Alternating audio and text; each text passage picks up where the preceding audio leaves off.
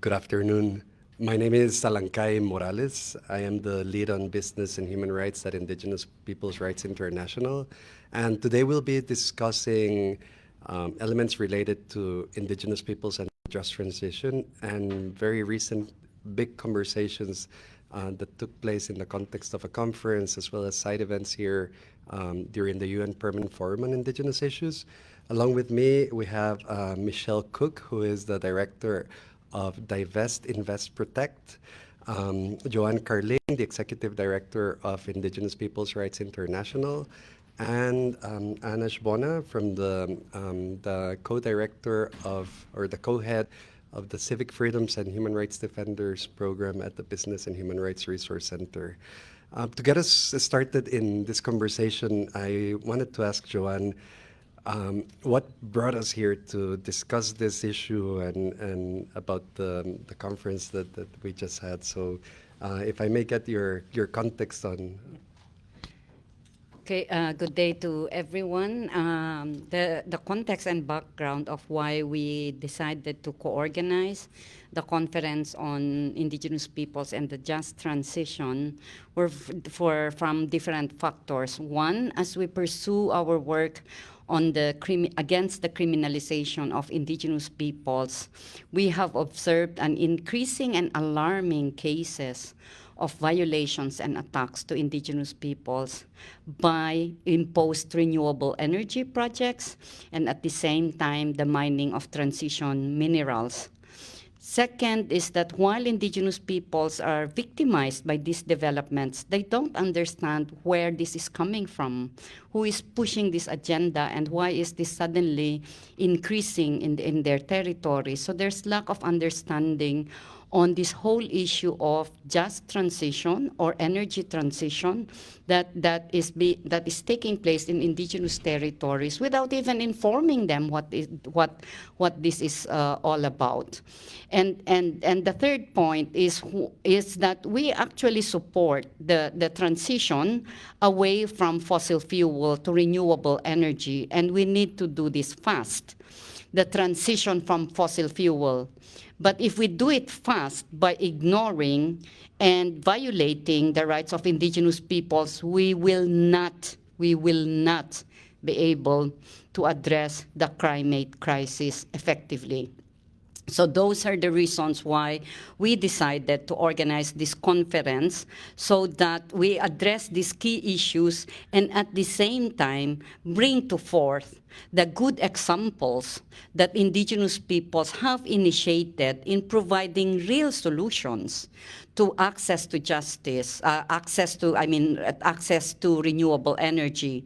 And these are happening at different levels, from community level with their own community-initiated, community-owned renewable energy, to co-ownership arrangement and equitable benefit sharing agreements with other entities that is premised on the respect and recognition of Indigenous peoples' rights and the entitlement for equitable benefit sharing.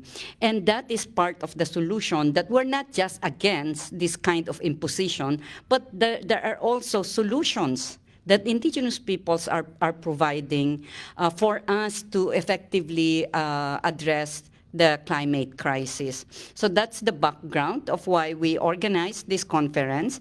And it is specifically for us as Indigenous peoples, because we want to be able to share our experiences and build a common position, a common understanding of this issue of is the renewable energy actually a just transition for us, and that we should be able to pinpoint what are the challenges that we are experiencing.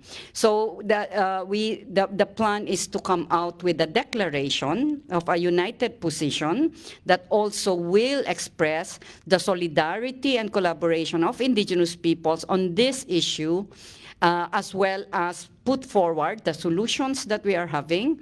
And then second is to collectively come up with a road plan on how do we actually advance a transition, an energy transition that is just, that is equitable, that is clean, that is sustainable, and that it really promotes social justice and will be the real solution to the climate crisis. So that's the background. Thank you.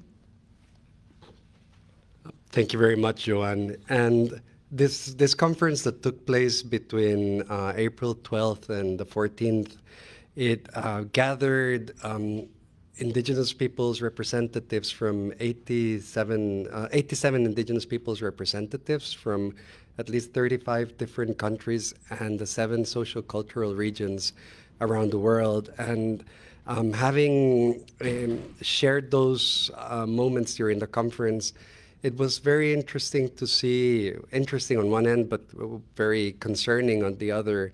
The situations that Indigenous peoples, as Joanne was pointing out, are facing, ranging all the way from peoples that do not have access to energy, to clean energy, to those that are actually leading, in the examples that Joanne was mentioning, community-led efforts that are bringing this perspective of the just transition. So within that very wide range of experiences, it was very important, I feel, that Indigenous peoples were able to have a common understanding on certain principles, values that are like the bedrock of what should be our way forward in all of this.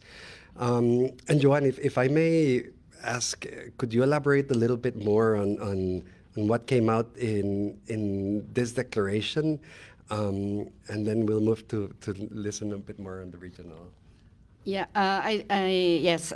So the conference participants came out with a declaration affirming that we as Indigenous peoples are the stewards of nature, and we affirm that our rights and well-being should be protected, and that we are not that the green transition is not just as I already explained earlier, where a lot of the participants shared their experiences on how the green transition has violated their rights, and also especially women that are also subjected to different forms of violence, including attacks, and that there are that we commit ourselves to pursue this the transition that will be just and fair and sustainable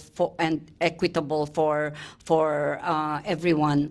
The key issues that we want to be addressed, especially by states, by corporations, are one, the full respect and legal recognition of our rights to our lands, territories, and resources, our rights to self-determination, our rights to free, prior, and informed consent. Without the full respect and recognition of these rights, the just transition will be a complete failure, and we will again be victims of what we call green colonization. So we want to make that clear. Second is that we actually want to engage with other actors, states, and companies to promote real solutions, and that is for them to support the initiatives and Indigenous-led projects, and that should be the framework of partnership, including even co-ownership of utilities, but more importantly is for them to support the self-determined development and self-determined solutions of Indigenous peoples. So that is another area where we need that kind of collaboration. And then the third is we need mechanisms for engagement, because because we need to have a thorough engagement with states, with companies, so that at the very outset, we co-design, we plan together how we advance the green transition, and at the same time, taking into account the aspirations, the needs, and priorities of indigenous peoples, including women, persons with disabilities, LGBTIQ, and youth, especially the youth, because they will be the one to inherit whatever we do with the planet. So these are just some of the key messages, and I would like to pass it on actually to Michelle to also share her the other key messages that we have in the declaration. Yes, thank you so much. My name is Michelle Cook, and I'm with Divest, Invest, Protect. And I think that this conversation, this conference was incredibly important because we were able really to see the wide range of experiences that Indigenous peoples have, right? In some cases, Indigenous peoples have no energy, and that includes Indigenous peoples here in the United States. So not only are there Indigenous peoples who have no energy, but in some cases, for example, in Norway, there's an abundance of energy. And so we don't only have, an issue of access to power, but we also have an issue of where that power is coming from. So it's access and distribution.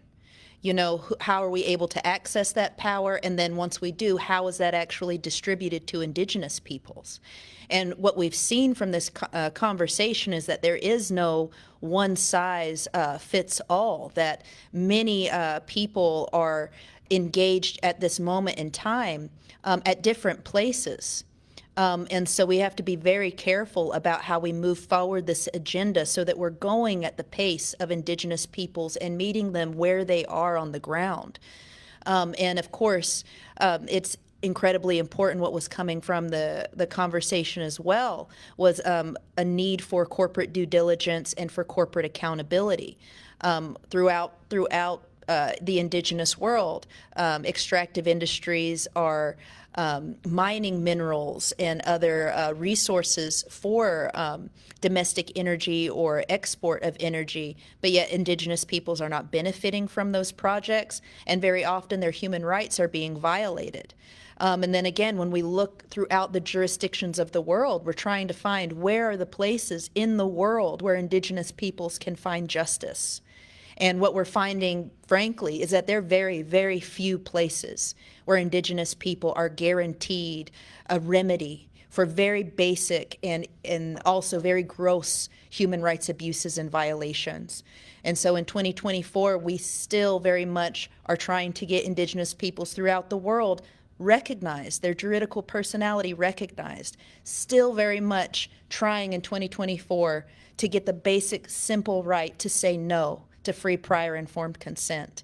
And so as we imagine what hopefully will be a new economy that's not based on extraction, it's these kinds of conversations with the visions of Indigenous peoples led by their ancient values that can actually offer an alternative to extraction, that can provide an alternative to the colonial project. And so this organization and this conference was showed a lot of leadership here. And I'm confident that if we continue to listen to Indigenous people's visions of what a just future should be, we will in fact have the transformation that is required so that all of us are able to meet a bright future together. And so the time is now, and I'm very thankful for the opportunity to witness the work that was done here, and thankful to be part of it. Thank you very much, Michelle. And during the conference, one area that was discussed related to what's expected to happen or is already happening, but it's expected to grow in the next few years in relation to the investments from investors and private sector on the renewable energy value chain in general, right? So within this process, it was that we decided that it was important to advocate with those other stakeholders, such as the private sector, investors, donors, and states, to put the vision forward of the priorities and the concerns as well of Indigenous peoples. Anna, from your experience at the Business and Human Rights Resource Center and the dialogues that were held with investors and banks and the private sector in general, what are your main takeaways from that discussion? Thank you. Let me just first say how honored I am to be in this space with Joanne, Michelle, and Alankay, and all the others that have so generously taken time to be with us in the conference and share their wisdom. So first thing to say is, as you were pointing out and others, there is incredible sort of unprecedented investment into renewable energy that's coming in now, mainly from multinational companies and from investors that, unfortunately, as we see from a publication that we do every year at the Resource Center, the Renewable Energy Benchmark, unfortunately don't have the safeguards in place, let alone strong FPIC policies that would make sure that actually that investment is safe for Indigenous peoples and leading to a real just transition and an equitable just transition. So within that context, and especially also holding in mind that transition minerals mining is about to explode even more because of this commitment to a green transition. And again, holding in mind that about 50% of those minerals are held within Indigenous peoples' lands and territories. Within all that, it's incredibly important that companies really hear what the declaration is stating and the calls that are coming out from the conference. There are three sort of very basic demands that we keep repeating and that have also come out in the declaration, which are, at the very least, there needs to be a commitment to human rights due diligence, which needs to be grounded in the UN Declaration on the Rights of Indigenous Peoples. So FPIC is absolutely fundamental. That recognition for Indigenous peoples' juridical personalities, as we heard, is fundamental by companies, even if the governments are not recognizing themselves. So that's a very basic one.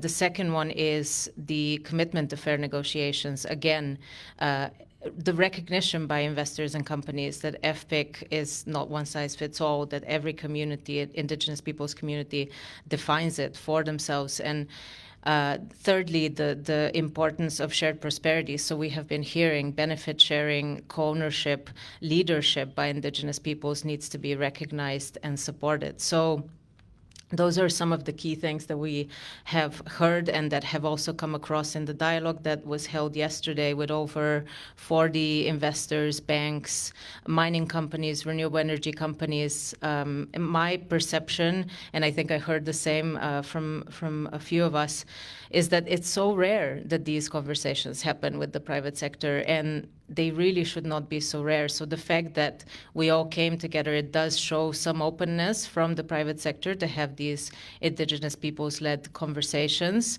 to engage in dialogue. But of course, the next step and the most important step is then implementation of any kind of commitments and policies that they might have in place.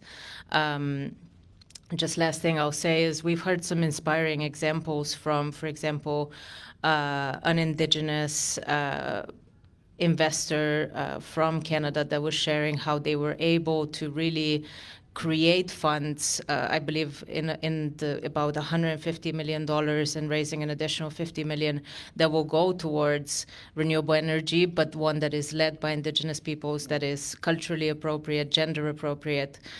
We also heard an example from a company, non-Indigenous company, that has been able to partner with Indigenous communities, I believe 19 Indigenous communities in a partnership that is 51% held by Indigenous peoples and 49 by non-Indigenous entity.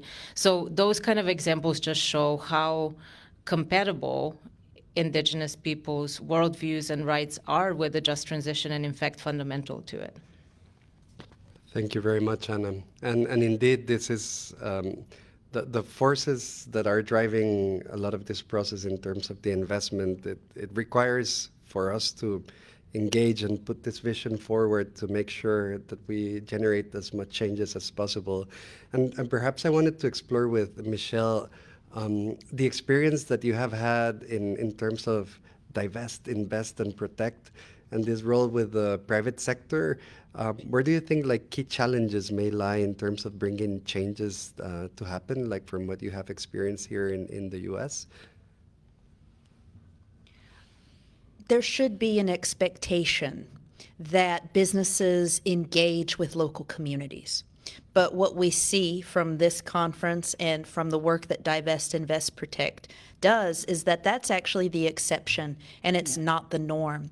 Very often it is on our own dime that we have to travel to Switzerland, that we have to travel to Norway, that we have to travel to France to meet directly with the banks and the investors who are placing their money in our communities, very often in detrimental ways. And it's through Indigenous women's sheer leadership to protect their people that those initiatives have gone forward. There should be, resources for local communities to have those engagements, but frankly, they're not happening. And so we have to, as civil society and as grassroots people, foster the opportunities where we can have these face-to-face engagements with investors, with financial managers, with asset managers, with banks, and educate them and build their capacity. This was another key point that was brought forth in the conference, that it's not just Indigenous peoples who need to have capacity building about this green transition or just transition, but it's also the businesses and corporations and investors, donors as well, need to be educated about the historical realities of Indigenous peoples who still occupy their land, as well as how their investments impact Indigenous peoples. This includes, for example, the very high rate of violence against human rights defenders that have been linked to third parties and corporations. And so we need to continue to do that. But again, it's very difficult because we're creating a new norm, really, a new normative standard that Indigenous peoples have a place in the corporate boardrooms to be part of those decisions and to be part of those power structures. Thank you very much, Michelle. And we're almost reaching the end of our time in the panel, but you touched upon something very important that in other parts of the discussion, and Joanne also briefly mentioned about this, that another outcome was like the roadmap and what are the next steps of what will happen. So Joanne, may I ask if you can briefly share, what are the key elements of that and what we should be expecting in the next few months? Before answering that, I also want to link this whole issue of the green transition with the global commitment made by governments and corporations for allowing everybody to have clean access to clean renewable energy as a commitment under the SDGs. But this is not happening in Indigenous territories. We're way behind in terms of access. And what is happening is that while there are building so many energy projects in Indigenous territories, we're not getting the energy. And that is, and it's even violating our rights. And that is a double jeopardy. That's really a clear social injustice that is continuing, and that is one that needs to be corrected. That should states and companies should make sure that we also get the energy, but that is respectful of our rights and that is culturally appropriate. So I just want to add that dimension. Now on the roadmap, we have agreed to work on several key elements that will enable us to be able to achieve a just, equitable, sustainable energy transition. And these are policy actions, as already stated earlier, the human rights, due diligence, respect for Indigenous peoples' rights, and then also establishment of effective engagement mechanisms for Indigenous peoples, effective establishment of grievance and redress mechanisms, because because the violations are still happening, and those that are violating rights should be held to account. Then we also need capacity building, which was explained earlier, that it should be everybody actually needs capacity building, and it's not right that only indigenous peoples are seen as those that are needing capacity building. And fifth is the need for solidarity. We give centrality to the issue of building global solidarity, because that is lacking. We don't feel global solidarity now, as we are suffering from all the impacts of climate change to us, and the imposition of renewable energy, and the continuing violation of our rights, and yet our voices do not matter. Thank you very much, Joanne. And to close with Anna, perhaps if you could mention about some next stages of certain outcomes from this process report, and some of the tools perhaps that the Business and Human Rights Resource Center has developed that are very useful, not only for this process that we're talking about, but for wider indigenous peoples, such as the mineral tracker and others. So if you may mention on that, please. Thanks. Sure. So I think one of the very exciting developments from the conference was, as was mentioned, the declaration and the roadmap, which has been articulated by the 7 sociogeographic regions. And I believe one of the next steps in that process is going to be regional declarations, so to speak, and deepening of those conversations in the 7 regions with the participants that were in the conference, and as well as hopefully others who will join us and join the representatives in this process. We will also be publishing the declaration, the roadmap, and other tools on the Shared Prosperity and Indigenous Leadership in the Just Transition Knowledge Hub that we have together with IPRI. So that's a place to find a lot of these materials. And then, as Alankai was mentioning, there are some sort of ongoing reports and tools that we produce on an annual basis that can give some grounding in the statistics and the findings. So, for example, we each year we release, and we're about to release, the new edition of the Transition Minerals Tracker, in which we track human rights abuses linked to the extraction of 7 key transition minerals. And we produce this information based on we have selected, I want to say, 150 companies that hold the market majority of the extraction of these minerals. So it's quite a good tool to get a sense of what is happening. Unfortunately, this will be very familiar to the audience in this building, but it's a good place to get those statistics. We have the Renewable Energy Benchmark, which, as I said, benchmarks the largest renewable energy companies in the world on the basis of their policies and practice.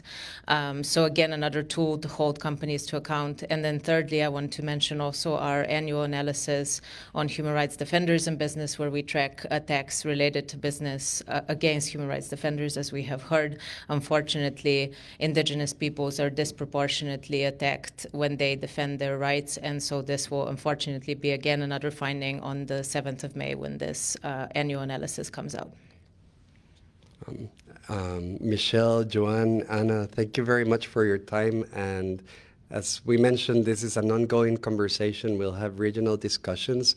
So for those that are interested in joining this process, please visit our website, the of Indigenous Peoples' Rights International, the Business and Human Rights Resource Center, that will be posting information about these next steps in the process. Thank you very much for your time and for your very on-point elements that we discussed. Thank you.